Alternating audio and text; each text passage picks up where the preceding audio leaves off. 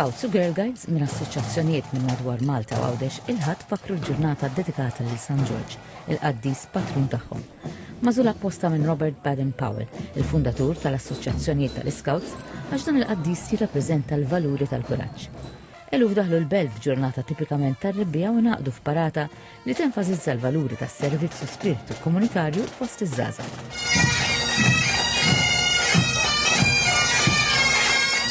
Wara qoddisa fil-parroċċa tal-Furjana, l-Scouts u l-Girl Guides immarċjaw lejn il-belt minn triq ir-Repubblika u fi pjazza San George fejn taw is-salut tradizzjonali lill-President ta' Malta Miriam Spiteri de Bono, simbolu ta' impenn tal-membri lejn il-dmir ċiviku, l-lealtà u s-servizz lejn il-pajjiż. Biex inqomt biex preparajt allum? Fis-sitta. Kemm ilek issa? 3 months. Għad gost illum? Aha.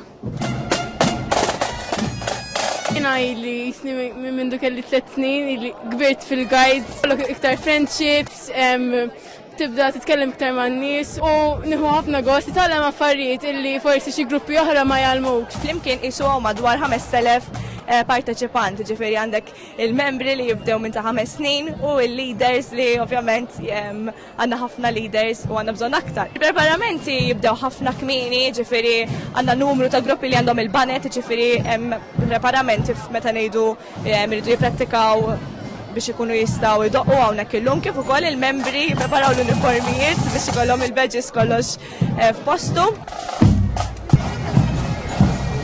L-impenn ta' eluf ta' parteċipanti flimkien mal-folol ta' nies isegwu juri kif din it-tradizzjoni tibqa' ħajja u tkompli ssaħħaħ il-ġenerazzjonijiet futuri b'esperjenzi li ħejjuhom biex ikunu ċittadini responsabbli fis-soċjetà.